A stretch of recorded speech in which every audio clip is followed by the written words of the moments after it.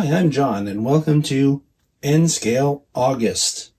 This is something different I haven't done before, but there are 5 Fridays in August, and I have 5 SD40-2, or in one case, SD40-3, models that we're going to look at this month, one on each week.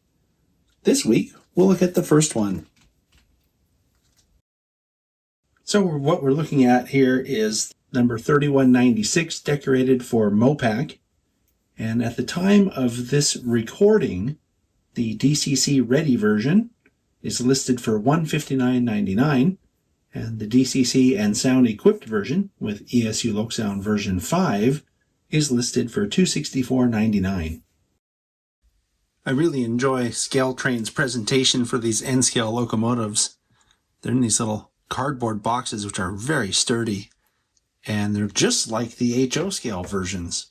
You have your owner's manual, which actually is a little smaller than the HO scale one, but the important thing is it has all the information that you need in here, including DCC stuff and that kind of thing. And then the model is packed in this miniature clamshell, right? Just like the HO scale ones. And as we're going to be seeing in the next several weeks, they have a whole bunch of different road names and road numbers. So your best bet is to go to the ScaleTrains website and see if they have the ones you're looking for. I examined the paint and markings on this model thoroughly and found them to be near perfect.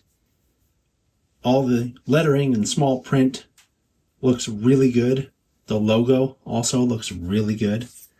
And I'm going to tip it up so you can see there's actually quite a bit of detail in the trucks and in the fuel tank and air reservoir areas over here. And then the other thing to notice is that the handrails are nice and straight, and that looks really good. The detail around the cab area of this model also is really well done. It has things like the sunshade. A lot of N-scale models do not come with details like the sunshade. There's a wind deflector detail. And then if you look on the nose, you can see that it has grabs on the top and side and down the front. These are separately applied thin wire grabs that look astoundingly good, actually. Then down along the pilot there, we have a separately applied snow plow, uncoupling lever detail, and all of the hose detail you might expect to see on a larger model. Here's a look at the front detail on the fireman side. If you look, you can see there's additional air hose detail here next to the coupler that was not visible from the other angle. Also, you can see when you look at it from this side that it has in here a recessed brake ratchet in the nose. Very cool. Now here's a look at the fireman side. On the broad side angle, I'm going to call it, you can tell the model has not only the blower duct detail, which is a spotting feature for SD40-2s, but it also has this little box back here behind the conductor's seat, and the bell is mounted here on the side. Here's a look at the detail on the rear of the model, and it includes things such as the same kind of separately applied wire grabs. You can tell from this angle that there's also a separately applied curved grab up here behind the last radiator fan. And once again, it has all the hose and connection detail that you can see along the pilot down there. Looking at it from this side, you can see the same kind of detail, and in addition to all those hoses, there's also the air hose here, and then the little MU connection stand up here. Now here's a look at the top of the model. I would point out that the fans are especially well done. You can see that they have some photo-etched grills and then separately applied fan detail under the grills, creating a sense of depth that's rarely seen in N-scale. This looks really, really good. Additionally, the exhaust has some kind of a paint treatment that also presents the illusion of depth really well. Then you'll see here there's a separately applied firecracker antenna, and Here's the horn. All stuff that needs to be there, and all stuff that looks really good. Okay, now it's time to run the locomotive.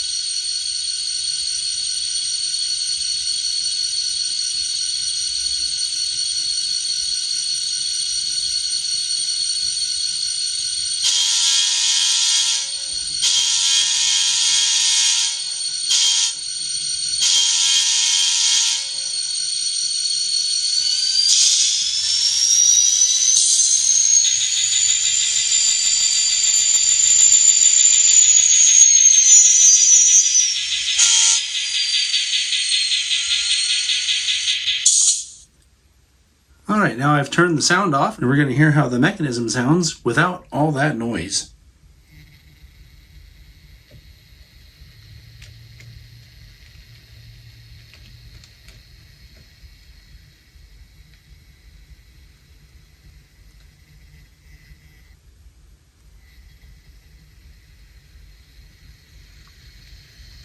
It's pretty quiet, actually.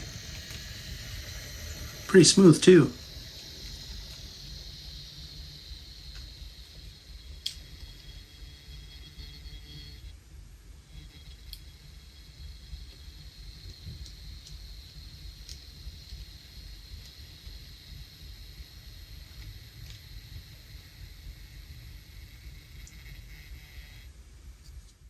Okay, so now we're going to take a look at the lights on this model. The headlights are directional and come on with F0 or light key. And then when you hit the sound on, some other stuff comes on.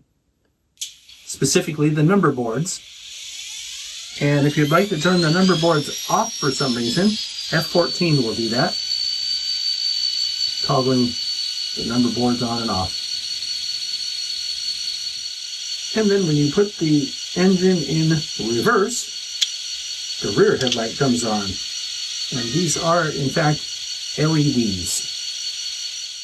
I think this is a very solid release from ScaleTrains, and I'm really excited that it has separately working number boards. That's something you don't usually see in N-Scale.